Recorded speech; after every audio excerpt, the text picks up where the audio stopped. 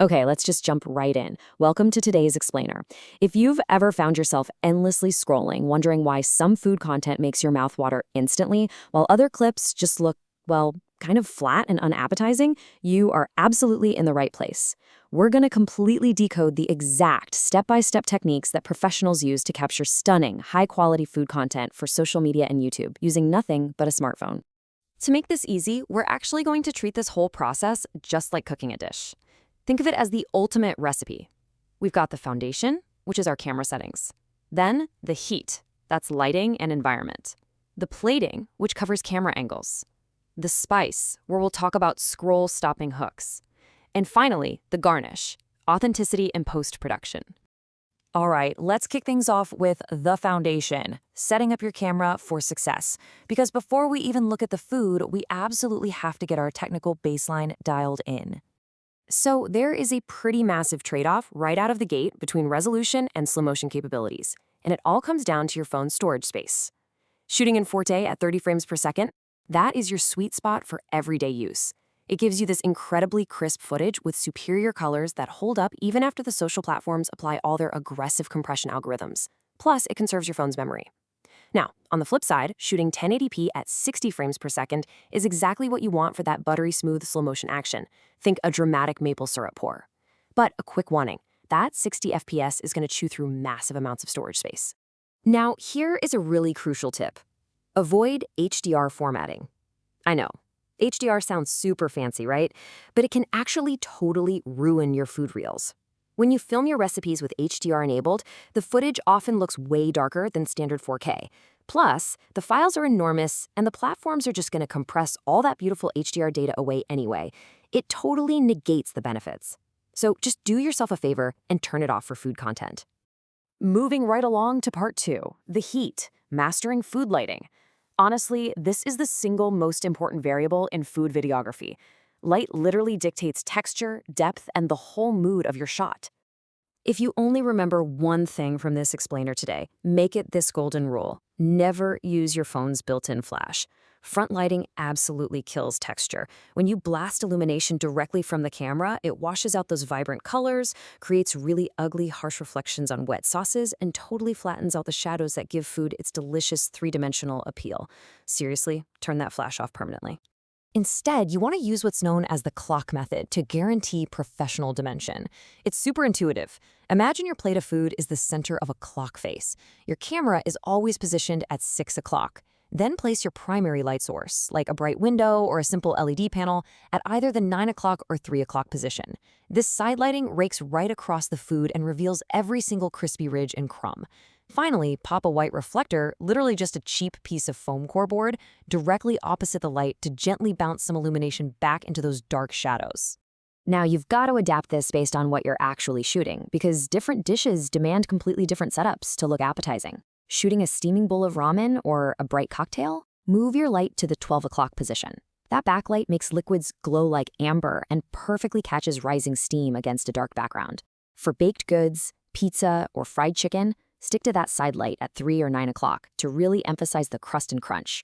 And for fresh produce, like a vibrant salad, you want soft, diffuse light so there's no harsh glare, keeping those greens and red looking super fresh.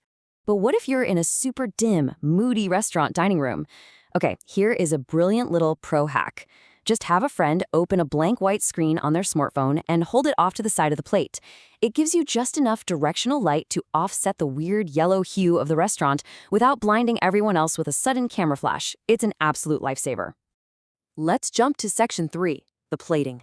This is all about essential angles and framing, because where you physically put the camera tells the whole story. You really can't just set up a tripod in one spot and film an entire recipe start to finish. You've got to alternate between essential angles to keep the visual narrative incredibly dynamic. Use an overhead shot to clearly show the full cooking surface and the step-by-step process. Then punch way in for an extreme close-up. Capture those irresistible macro textures, the steam, the sizzling butter.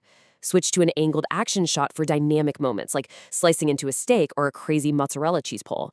And finally, bring it home with the hero shot, that beautiful, elevated look at the finished masterpiece.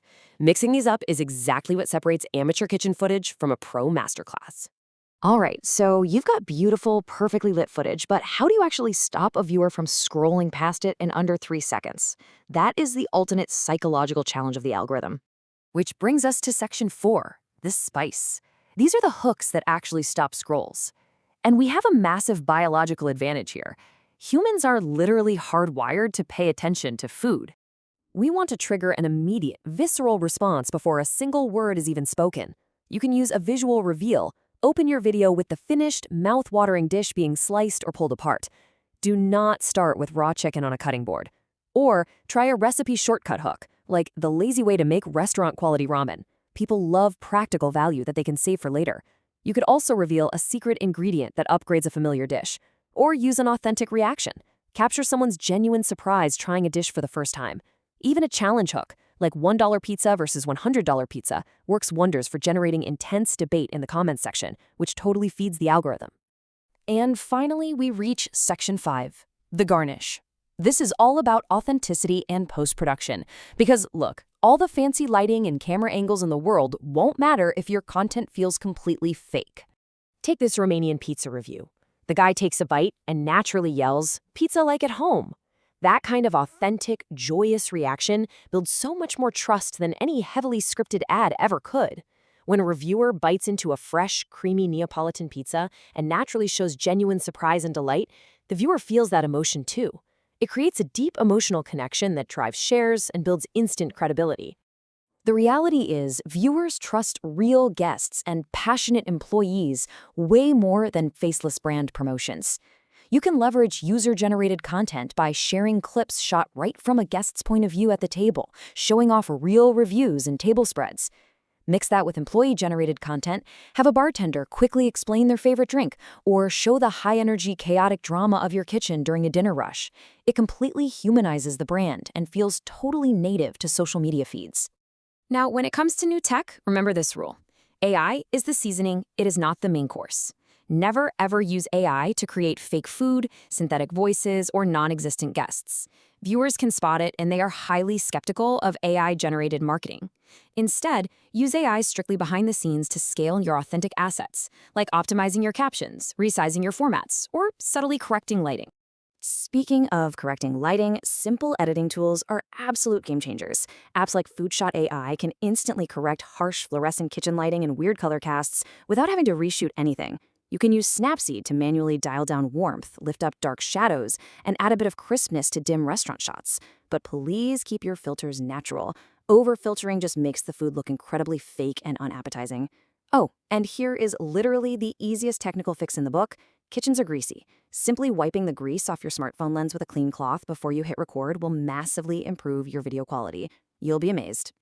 So, you now have the ultimate master recipe. You've got the 4K settings, the directional lighting of the clock method, dynamic angles, irresistible hooks, and the secret to authentic storytelling. I want to leave you with this one question to ponder. What is the one signature dish or authentic kitchen moment that you can capture today to stop the scroll? Grab your phone, wipe off that lens, step into the kitchen, and go create something delicious.